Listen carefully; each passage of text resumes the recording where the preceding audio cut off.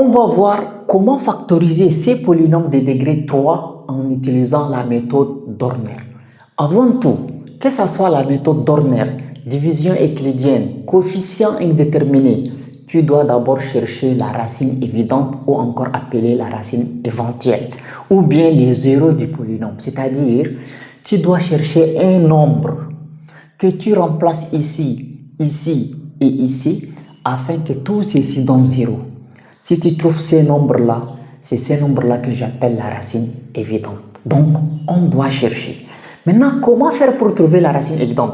Vous essayez par 1, 2, 3, moins 1, moins 2, moins 3. Et là, par hasard, vous pouvez trouver. Mais ce n'est pas aussi un hasard.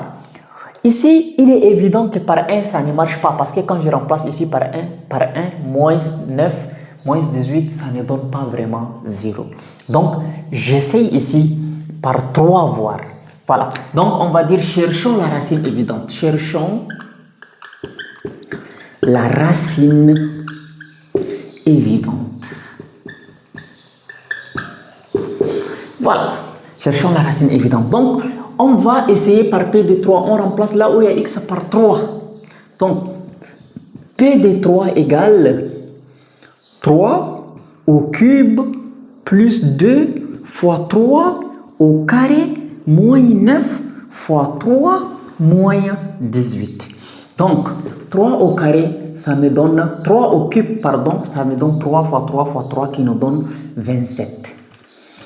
Plus 2 fois 3 au carré. 3 au carré, ça donne 9. 9 fois 2, ça donne 18. Moins 9 fois 3, ça nous donne 27. Moins 18. Et là, vous voyez, nous avons 27 moins 27, 18 moins 18, s'en vont. Donc, P de 3 est égal 0. Donc, ça veut dire que 3 est la racine évidente. Voilà. Donc, qu'est-ce qu'on va dire? On va dire 3 est la racine évidente de P. Maintenant, qu'est-ce qu'on va faire par la suite? Vous savez que nous sommes en train de factoriser un polynôme de degré 3. Un polynôme de degré 3 peut s'écrire sous le produit des deux polynômes. Un polynôme, donc, par exemple, notre polynôme est P, je peux l'écrire sous le produit d'un polynôme Q et l'autre polynôme comme R. Vous voyez? Alors, Q, c'est un polynôme qui va avoir de degré 1 et 2, c'est un polynôme qui va être un polynôme de degré 2. Vous voyez, n'est-ce pas? Donc, c'est-à-dire un polynôme de degré 3, je peux l'écrire sous le produit des deux polynômes dont le premier est un polynôme de degré 1. Mais n'est pas n'importe quel polynôme de degré 1. On va écrire P de x là égale x moins alpha. C'est ça notre polynôme de degré 1. Toujours quand vous voulez factoriser un polynôme en utilisant la méthode de division euclidienne ou bien coefficient indéterminé ou Horner, vous écrivez x moins alpha. C'est ça qui est le polynôme de degré 1. En facteur d'un polynôme de degré combien? En facteur d'un polynôme de degré 2. Parce que quand on a un polynôme de degré 1 plus un polynôme fois un polynôme de degré 2, le polynôme devient un polynôme de degré 3. Vous voyez? Donc, ici, ce que nous devrons écrire, c'est la formule générale d'un polynôme de degré 2. Donc, c'est ax au carré plus bx plus c. Toujours, c'est comme ça. Maintenant, si vous avez un polynôme de degré 4, donc vous allez toujours écrire P de x là, x moins alpha, facteur d'un polynôme de degré 3. Parce que ici, x là, c'est un polynôme de degré 1. Et ce que vous allez écrire ici, c'est un polynôme de degré 3, ax au cube plus bx au carré plus cx plus d. Si vous avez un polynôme de degré d et vous voulez factoriser en utilisant cette méthode, vous allez toujours écrire x moins alpha, facteur d'un polynôme de degré 1. Parce que le polynôme est de degré 2, donc ça c'est un polynôme de degré 1. Ici même, ça va être un polynôme de degré 1. Je pense que c'est compris.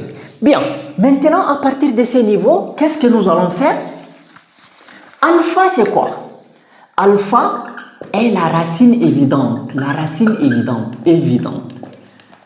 La racine évidente, c'est-à-dire c'est le nombre que nous avons remplacé là où il y a x et on a trouvé 0. Donc, c'est-à-dire ici, je vais remplacer par x moins alpha, c'est 3, facteur de ax au carré plus bx plus c. Donc ça c'est p de x.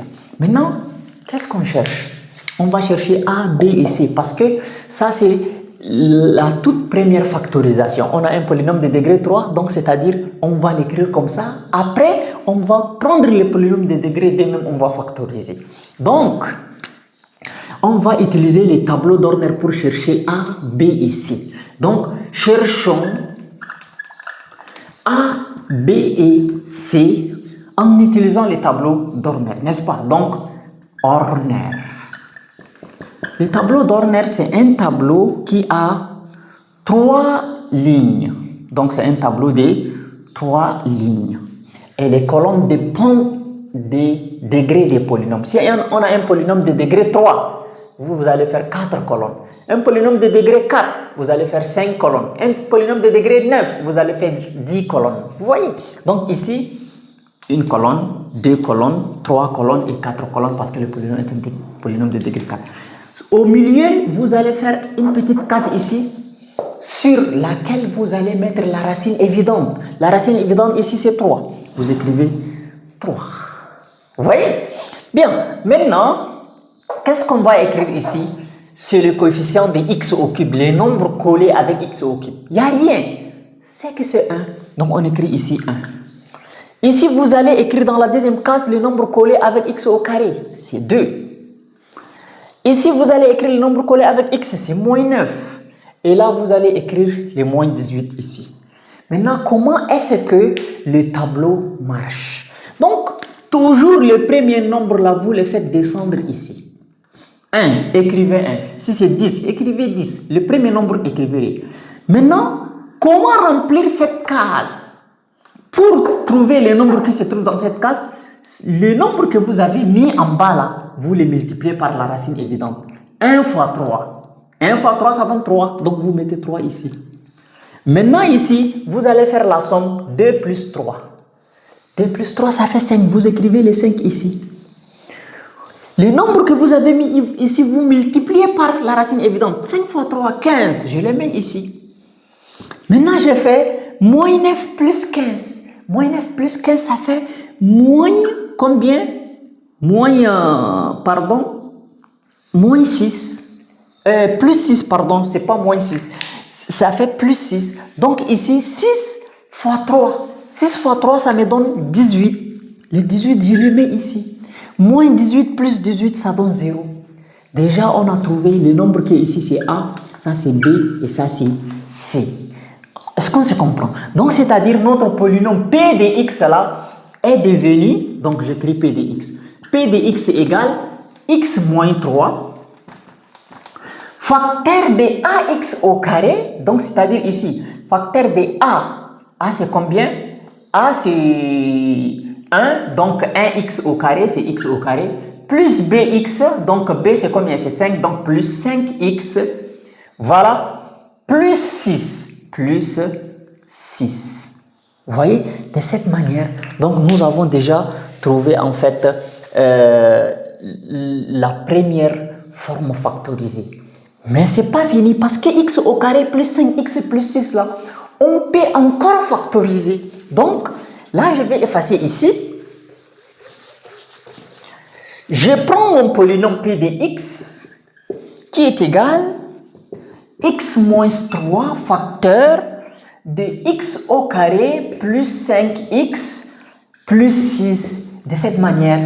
Maintenant, x au carré plus 5x plus 6 là que je factorise. Donc, je pose ce polynôme comme le polynôme q de x. Donc, posons q de x. Donc, c'est-à-dire on va le factoriser à part est égal à x au carré plus 5x plus 6. Normalement, vous utilisez la méthode de forme canonique pour factoriser ou bien la méthode de, je ne sais pas, discriminant delta. Mais on va toujours utiliser la méthode d'Horner afin que vous puissiez maîtriser cette méthode. On va chercher la racine évidente. Donc, ça, cherchons la racine évidente. Cherchons la racine évidente. La racine évidente. Évidente. Alors, la racine évidente, essayons. Je sais que par P de 1, ça ne marche pas. P de moins 1, ça ne marche pas non plus. Essayons par Q de moins 2. Q de moins 2. Ok. Q de moins 2 égale, je remplace là par moins 2, LV au carré plus 5 fois moins 2 plus 6. Moins 2 au carré, ça fait 4. Plus fois moins, ça fait moins 5 fois 2, ça fait 10 plus 6. N'est-ce pas? Q de moins 2 est égal à 4 moins 10 plus 6. Donc ici, 4 plus 6, ça fait 10. 10 moins 10 qui est égal 0.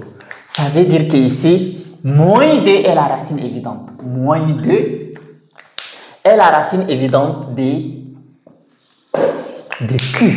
Donc, maintenant, comment est-ce que Q de X va s'écrire? Alors,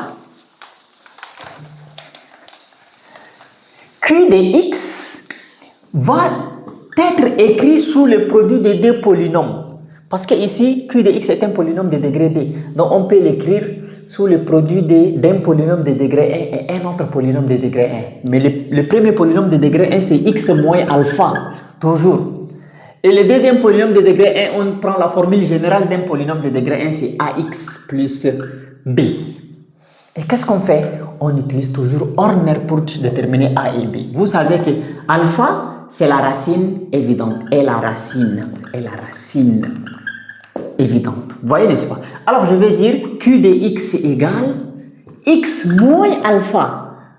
Moins ces moins là, avec les moins de alpha, ça devient plus. Donc, ça fait plus 2, facteur de AX plus B. Toujours, on utilise le tableau d'Horner, pardon. Donc, qu'est-ce que nous allons faire?